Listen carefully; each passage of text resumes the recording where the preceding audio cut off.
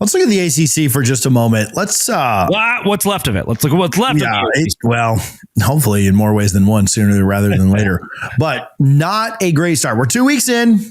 I made a bold prediction on this. Say it with your chest, TJ. Say it with your chest. Hey, listen, I'm doing just fine. All right. The rest of this conference, though, it's almost like I told you guys this was coming at some point, and I didn't know it would be this year. But ACC not off to their best start in imaginable. Thank God that Florida State did save them, or else, sheesh, where would they be?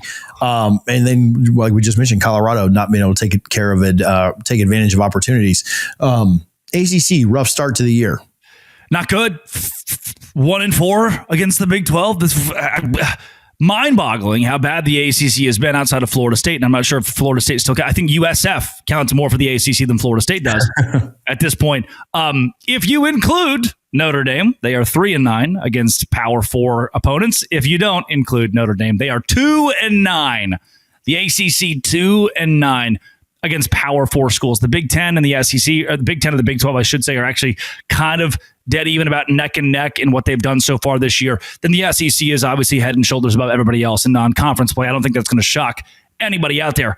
But the ACC has been jarringly bad, jarringly worse than the Big 12 even. I think you can highlight that with not just what TCU was able to do against North Carolina, but almost the inverse of that as well, what we saw from Baylor and SMU. You see TCU go blow out Bill Belichick. This is the ACC's game, finally. We've got that third team, that fourth team that's going to prove the country that we are so good.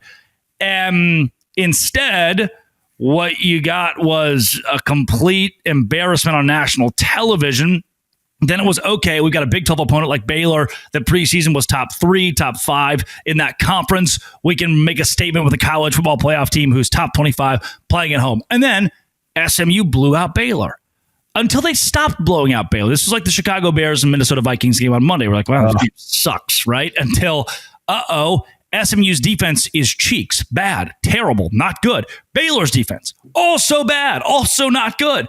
But in the end, SMU's offense wasn't as high-powered, wasn't as good as Sawyer Robertson, who's a potential Heisman candidate, and you bury the ACC, but almost in a more embarrassing and sad way than you did with TCU and North Carolina.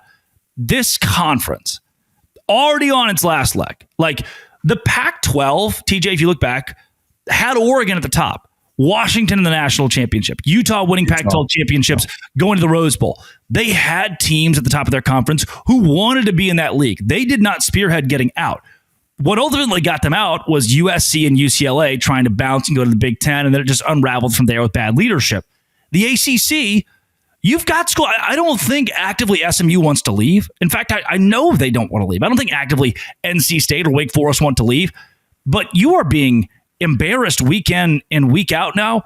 And when you're on your last leg, the number one thing you need to do is win, to stay dominant.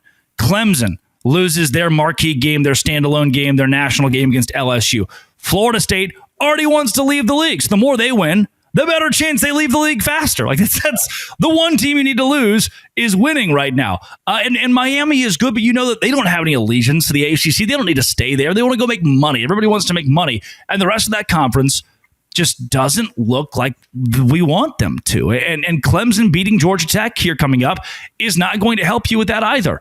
It's just not a good spot to be in. That 2-9 record is very, very bad. And it's not like it's bowl season where you can say, oh, well, most of our guys transferred out. We didn't really care. We didn't need to win the Liberty Bowl. No, this isn't. We're not talking Cheez-Its here. This is the college football regular season, and they're losing games hand over fist. That's not a good sign.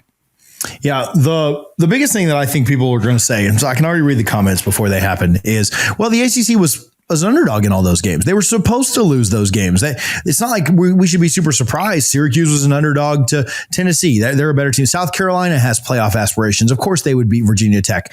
Vandy, Virginia Tech is one that might make you scratch your head. But then again, you could say the same. Florida State went the other way. The problem is that you are an underdog to every single team that you're playing. The problem is that, yeah, you're losing games you're supposed to. Congratulations. That only helps if you're an upper level SEC team. But the problem is you're expected to lose all those games. Now, again, the Virginia Tech Vandy thing is a little different. SMU blows it. There are some anomalies in there too. But yeah, you're supposed to. And that's the problem, is you're not even in a position to be thought of as worthy with competing with not just the SEC and Big Ten, right? Like you lose to the SEC and Big Ten, all right, man, I get it. Things happen. Duke gets absolutely mauled at home by Illinois.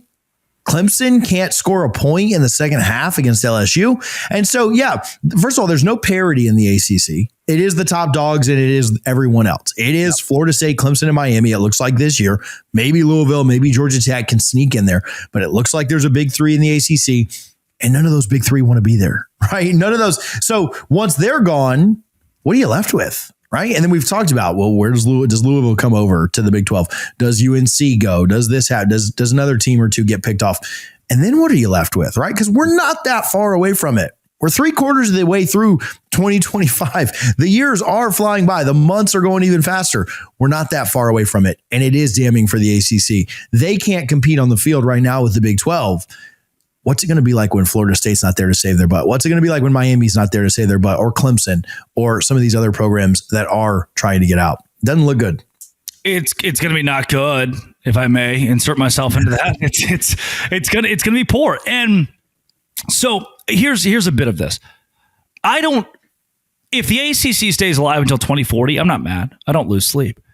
If the ACC stays alive till 2040, it'll be without Florida State, by the way. You won't be mad. You won't lose sleep. I'm not trying to dance on a grave here and just like, oh, we're high and mighty. We are. But I'm not trying to make a point out of that. The point is, for me, if the Big 12 is going to stay alive, if Florida State is going to make money, there's a vested interest for both you and myself in staying alive, making money, and making sure that in the future of college football, our respective interests are relevant, right? You have stock in Apple being Florida State. I have stock in Home Depot being the Big 12. In this event, I want Louisville. I want Miami. I want North Carolina. I want Virginia. I want to continue to build the Big 12 into a more solidified Power 3. The more the ACC loses, the more their commissioner shows his butt, the better for the Big 12. The second Florida State gets out and makes $20 million more a year, well, imagine what they could do. Florida State's already beating Alabama. What could they do with $20 million more per year? Right? What could they do? And I think Gus Malzahn, by the way, is not going to be a head coach maybe ever again in college football because we keep trying. We keep doing the offensive coordinator fired, a head coach fired. We're going to be the OC for a little bit at Florida State. Maybe it works out with Mike Norvell and Gus Malzahn. If that's the case, great for Florida State. They could go compete in the SEC. They just showed they could beat one of the top dogs in that conference. I want to succeed long-term as the Big 12. You want to succeed long-term as Clemson, as Florida State, as North Carolina, as Wake Forest and NC State and Syracuse. The best way to do that might be outside the bounds of the leadership of the ACC that showed itself incompetent. This is not about making fun of and ragging on and, look at that little brother. This is business. And it's a sad, dour fact for that conference, for those three letters, but it's the business of Brett Yormark wanting to stay alive, the business of Florida State wanting to thrive in college football. Sorry, but if you're going to go 2-9, have you gone 9-2? Have you done what the SEC is doing? It's a different conversation. You're like, oh, hey, look, the ACC is in a strong place, rivaling the SEC. Maybe they can keep it together. Right now, I don't know why anybody would buy stock in this. Yeah, it's damning. It doesn't look great. It is 2 weeks in. We'll see. Maybe we get shocked, Drake. Maybe things turn completely around. I will say it's conference schedule, coming up. So not a lot you can prove out of conference anymore, but we will see. Yeah. We'll find out as the year goes along. Drake, where can people follow you? Where can they find your work? Yeah, at Locked On Big 12 on Twitter, wherever you find your podcasts with Locked On Big 12 and on YouTube. Then at Drake C. Toll on Twitter as well. Awesome. Thanks, buddy. Always fun, TJ.